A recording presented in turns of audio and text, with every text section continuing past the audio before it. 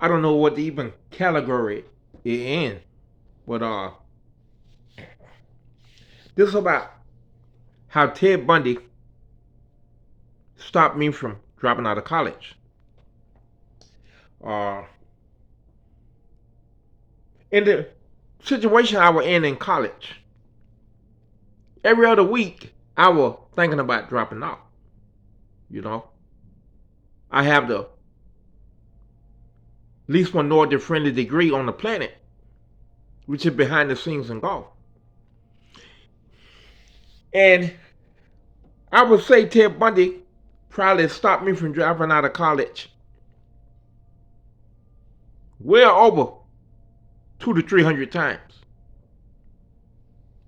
But this one time, I came close, and I figured this was it. But let me explain to you about Ted Bundy and how we communicated. Uh, when a work release inmate bring me a letter from Ted Bundy have them to reenact it exactly like he said it to them. Expressions, hand gestures, and everything. So when they bring me a letter, they talking as Ted. And then they'll give me the letter and told me to go study it. To think about what I'm going to say back. And also to give them a letter and give them the letter. But the weird thing about me and Ted Bundy, when I read his letter, I see Ted talking. I hear Ted talking. And when he read my letter, he acknowledged the same thing.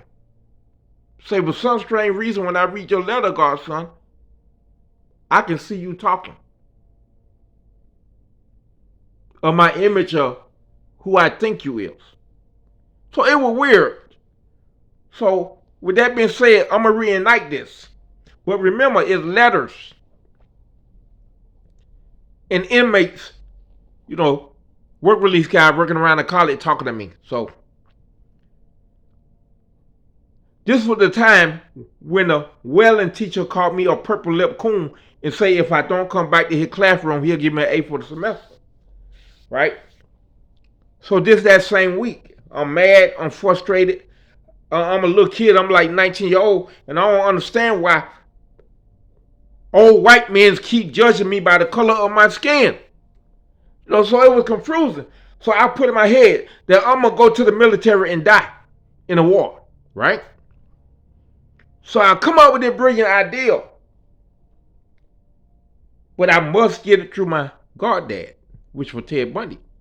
I must get him to say, go ahead, godson, do what you got to do. So I wrote Ted the letter and say, goddad, I'm going to drop out of college, man. I can't take it no more. I ain't told him why, because I ain't want him to get upset.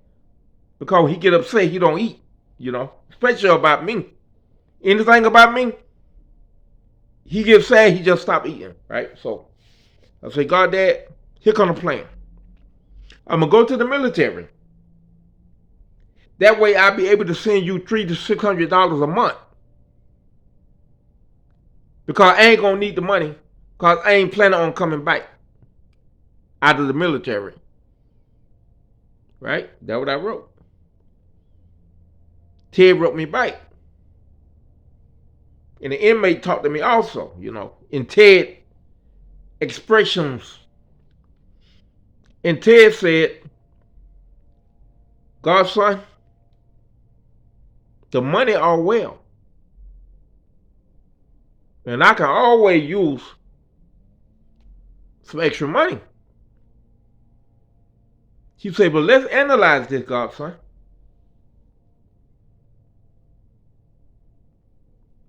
We need to get our degree. He said, I failed to get my degree of being a lawyer. I wanted to be a lawyer, godson, and as you know, I screwed it up. Now my only chance of getting a degree is through you, godson. We got to get our degree. Yes, I love the money. It would be nice to get $300 to $600 a month, but I just can't shake it, godson. I can't accept that. We got to get our degree. Mm. So I told the inmate, and I gave him a letter, and this is what I said. God, Dad, I can't read, man. I can't read. I'm never going to graduate, God, Dad. Just let me go to the army and get this shit over with, man. I'm going to take care of you, God, Dad, till the day you die. Just let me go to the army, man. And you ain't never got to worry about nothing again as long as you live on earth, because I'm going to send you money every month. Ted wrote me back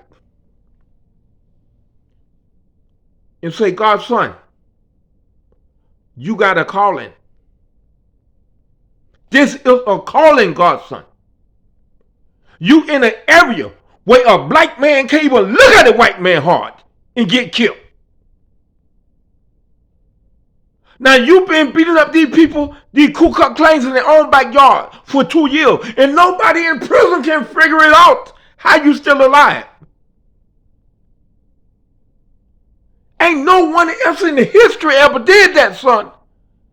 This is a calling. It's not about you. God just using your body as a vessel.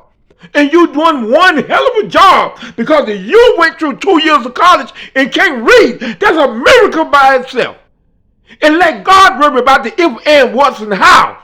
You just stay here and it gonna happen, son.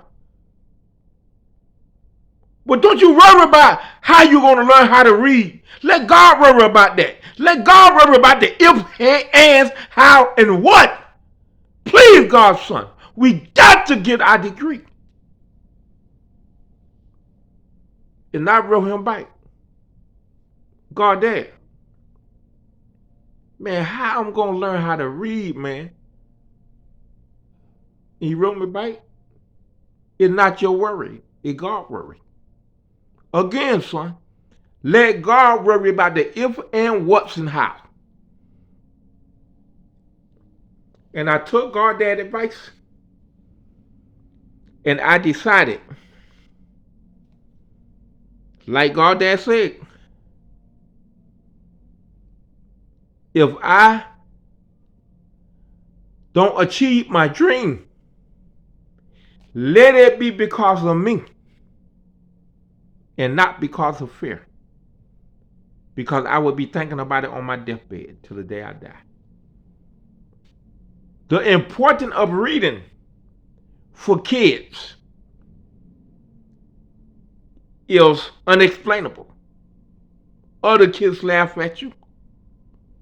You see them open up books and then enjoying it. And you wonder what they enjoying. I wonder what the book's saying. Because all I can do back then was pick up a book and just wonder what was in it. And God, Dad, was right.